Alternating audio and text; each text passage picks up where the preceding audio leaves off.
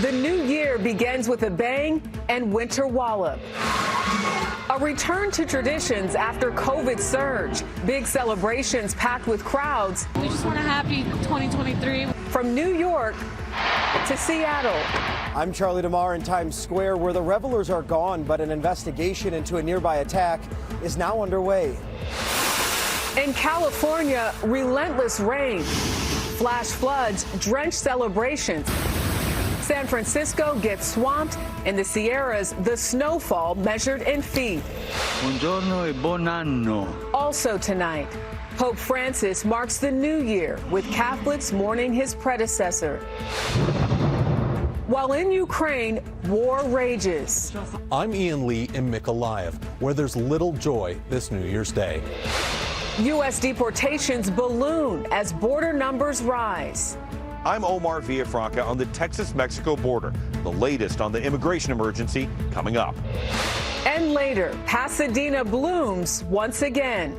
Lavish rose floats are back, and for some, so is hope. I'm gonna keep doing all the things that I love and try to live to the fullest. This is the CBS Weekend News with Jerika Duncan. Good evening and thanks for joining us. A fierce storm has ushered in the new year in California. In Sacramento, it was the wettest New Year's Eve on record. At least 2 levees have been overwhelmed. And tonight, the danger is not over. This is Highway 99. It's a major north-south roadway where some drivers became trapped. And fast rising floodwaters led to several rescues throughout the region.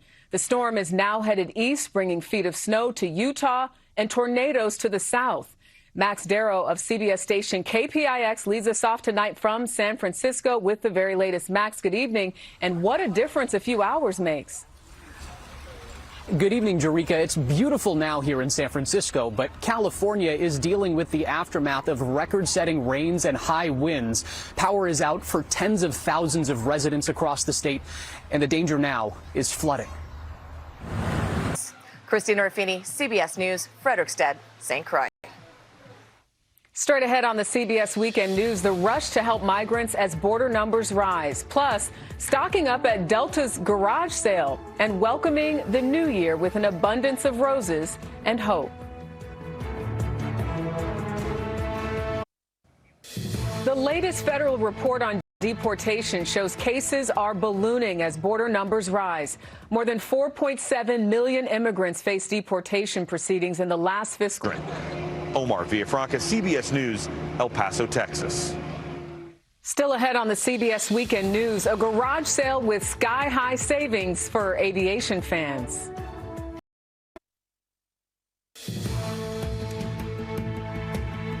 Weekend garage sales are one of America's pastimes, but in Atlanta, one of them soars beyond expectations. CBS's Chris Van Cleve shows us some first-class finds. Let's hope you never have to use that infant life vest. Well, next on the CBS Weekend News, remembering one of the founding members of the Pointer Sisters.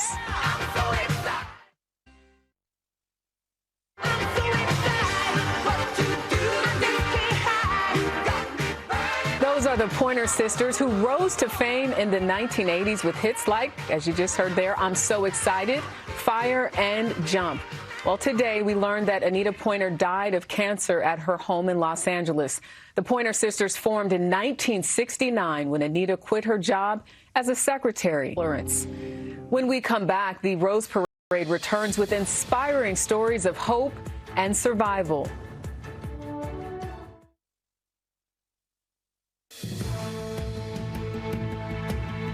Final preparations are underway for tomorrow's 134th Rose Parade in Pasadena, California.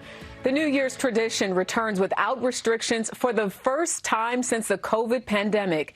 The theme this year, Turning the Corner, a fitting title as the nation tries to turn the corner on COVID. Among the highlights at the parade, cancer survivors and their journeys back to health. CBS's Jonathan Vigliotti has more. This news. Los Angeles. And wishing Shirley Munoz the best. Well, that's the CBS Weekend News for this Sunday. Later on 60 Minutes, Leslie Stahl on obesity and how it's being treated as a brain disease. I'm Jerika Duncan in Washington. We thank you for watching on this New Year's Day. Have a great night.